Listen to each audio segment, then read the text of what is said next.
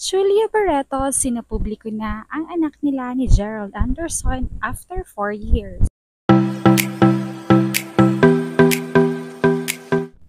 Kabi-kabila pa ring paksa ng usapan ang tungkol kina Gerald Anderson, Gigi Delana at ex-girlfriend ni Gerald na si Julia Barreto matapos magkabukingan tungkol sa pagkakaroon ng anak ni Gigi at Gerald, bunga ng kanilang pagtataksil sa actress na si Julia Barreto. Matapos nga ang paglantad na ito ni Gigi ay tumanggap ito ng masasakit na salita at lalatigit sa kampo ni Julia Barreto.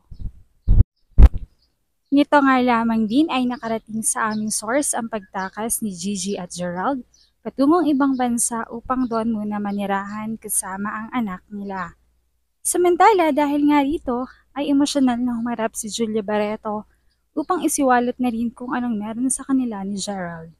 Matapang na humarap si Julia sa publiko, sa unang pagkakataon nga raw ay ganito siya harap sa publiko.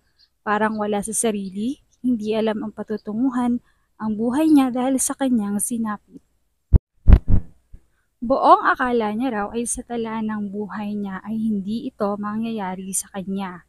Naniniwala siya na may magandang mangyayari sa kanya at hindi na ito magtatapos sa pagkalungkot. Buong pag-amin ni Julia ay mayroon silang anak ni Gerald at ang masakit ay hindi siya nito paninindigan at mas pinili pa nito si Gigi Deliana kahit na sila naman talaga ang totoong magkarelasyon. 3 taon na nga ang bata at mula noong nalaman ni Gerald na buntis si Julia ay masaya naman daw ito nung una.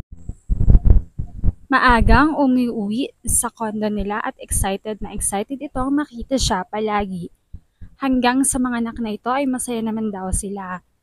Nagkasundo silang dalawa na hindi muna ito ipaalam sa publiko at ang kanilang mga pamilya na lamang muna ang makakaalam nito.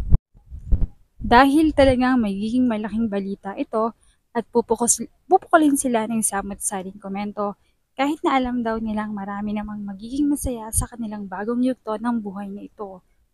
Subalit, mas pinili nilang itago ito upang hindi na rin maapektuhan ang trabaho na kung anong meron sila at limitasyon ang maaaring maganap sa mga oportunidad na paparating sa kanila bilang mga artista.